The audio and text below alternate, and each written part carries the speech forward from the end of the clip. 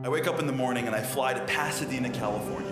What I was doing is, for my company, the real estate company that I work with, I spend a lot of time doing investor presentations. And if the speech is over, and a guy comes right at me, makes a beeline for me. He said, I'm ex-military, I fought in whatever wars, and then I got injured. And after my injury, they moved me into the military academy. What I do is I train soldiers in how to become great soldiers. That's what my job was. And I teach my soldiers always to look out for the hero's moment. What is the hero's moment? One of the greatest people ever was an individual that was referenced in the Gemara, a man named Rabbi Akiva. So if I were guessing, I would say he probably grew up and he was the firstborn son of the greatest rabbi ever, but that's not the case.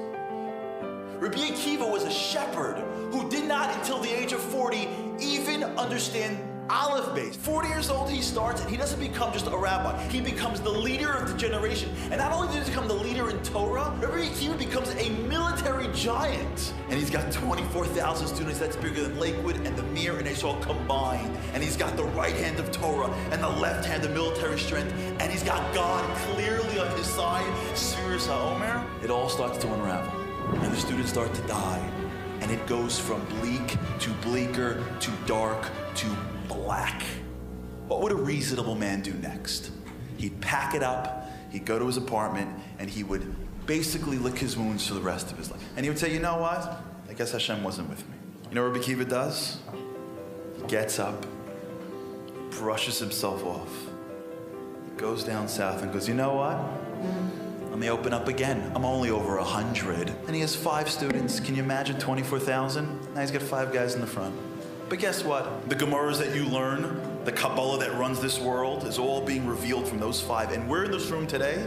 We're sitting here today because of those 5. The question is how?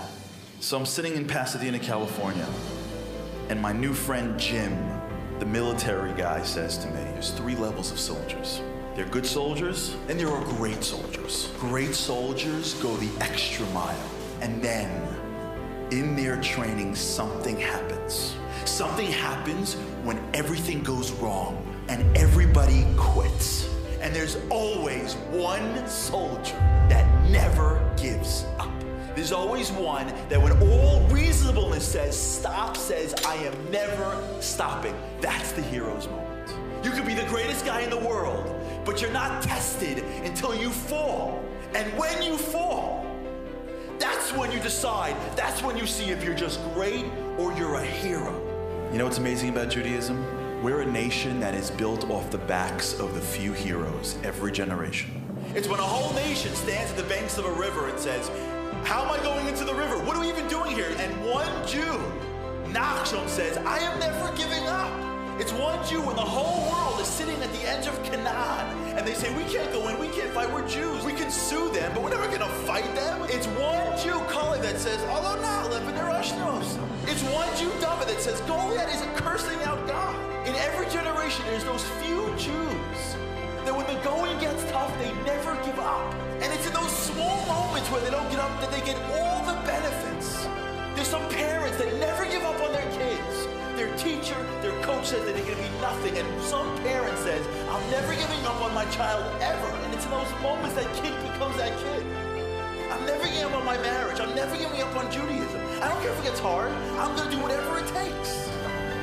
Because only when it's tough do I become a hero.